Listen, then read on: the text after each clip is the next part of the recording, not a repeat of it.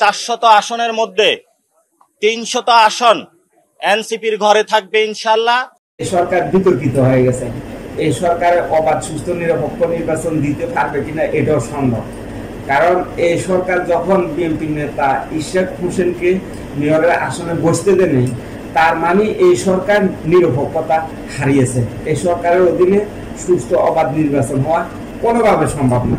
এই জন্য বিএনপি নেতা কর্মী সবাইকে শক্ত অবস্থানে থাকতে হবে, শক্তভাবে তাদের দায়িত্ব পালন করতে হবে। নয়তো এই সরকার নির্বাচনের মাধ্যম দিয়ে এনসিপি নেতা কর্মীদেরকে বিজয় করে নিয়ে আসবে। কিভাবে বিজয় করে নিয়ে আসবে? বিএনপির বিজয়টা ছিনিয়ে নিয়ে এনসিপি নেতাদেরকে বিজয় করে ঘোষণা দিবে।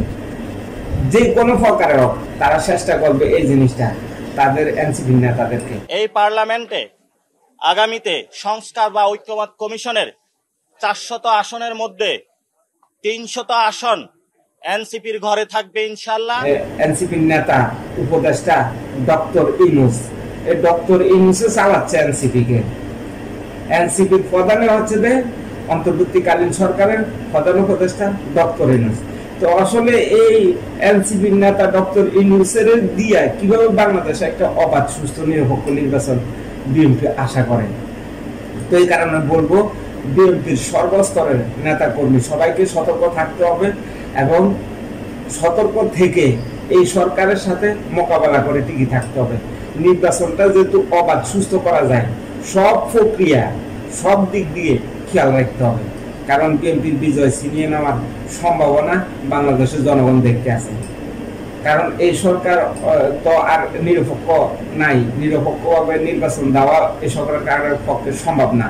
এই যে দেখেন ইশরাককে মেয়রের আসনে বসতে দিচ্ছে না, শুধু তাদের দুর্নীতি প্রকাশ হয়ে যাবে। তারা যে অর্থ লুপাট করেছে, মানুষের ব্যাড ট্যাক্সের টাকা যে দুর্নীতি করে, যে তাদের এই যে উপদেষ্টা আসিফ মাহমুদের পিএস প্রায় 300 কোটি টাকার দুর্নীতি করেছে। তো এটা তো আসিফ মাহমুদের সহযোগিতায় তো পিএসএ এই টাকাটা দুর্নীতি করা সম্ভব হয়েছে, আসিফ মাহমুদের সহযোগিতা করেছে। তো এই দুর্নীতিবাদ উপদেষ্টাদের দিয়ে অবাধ সুস্থ নিরপেক্ষ নির্বাচন কিভাবে আশা করে বিএনপির নেতা কর্মীরা?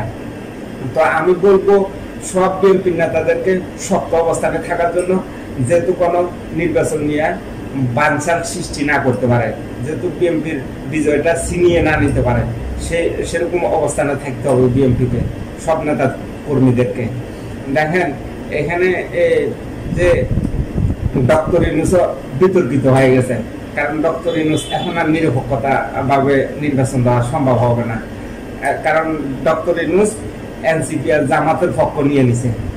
বিএনপিকে কিভাবে নির্বাচনে হারানো যায় সেই পরিকল্পনাগুলো হাতে নিয়েছে। আর যে সংস্কার যদিও বিএনপি ক্ষমতা যায়, এই সংস্কারগুলো করার জন্য বাধ্য করা হচ্ছে। মানে যুক্তি সম্পূর্ণ সংস্কার ছাড়া মানে কতগুলা জটিল সংস্কার যে নির্বাচিত সরকারের কাঁধে তুলে দেওয়া হচ্ছে। তো আসলে এই যে সরকারের বিজয়ী হয়ে ক্ষমতা যাক, এই সরকারের পক্ষে এটা পালন করা সম্ভব হবে না। তো তারা বিশৃঙ্খলা সৃষ্টি করার জন্য এই সংস্কারগুলা সামনে নিয়ে এসেছে। যেহেতু বিএনপি ক্ষমতা গেলেও ক্ষমতা টিকে না থাকতে পারে, এই কারণে তাদের কাঁধের উপরে এই সংস্কারের বার্তা তুলে দেওয়ার চেষ্টা করতে আছে এই অন্তর্বর্তীকালীন সরকার। অন্তর্বর্তীকালীন সরকার যে সমস্ত দুর্নীতির সাথে জড়িত, কিন্তু কোনো তদন্তই করা হচ্ছে না। যে আসিফ মাহমুদের পিএস প্রায় কোটি কোটি টাকা দুর্নীতি করেছে, এর তদন্ত কোনো অগ্রগতি নাই। এর তদন্ত করে দুটো কর্মকর্তারা কোনো রিপোর্টে দেয়নি। তো পরবর্তীতে যে তারা নির্বাচনের সময় দুর্নীতি করবে না, তারও তো কোনো নিশ্চয়তা জনগণ পাচ্ছে না বাংলাদেশে। তো এই জন্য বলি বিএনপির সর্বস্তরের নেতা কর্মী সবাইকে সতর্ক থাকতে হবে। নির্বাচনের সময় যে কোনো কাজ কর্মে সতর্ক অবস্থানে থাকতে হবে। এখন বুঝে শুনে সবকিছু করতে হবে।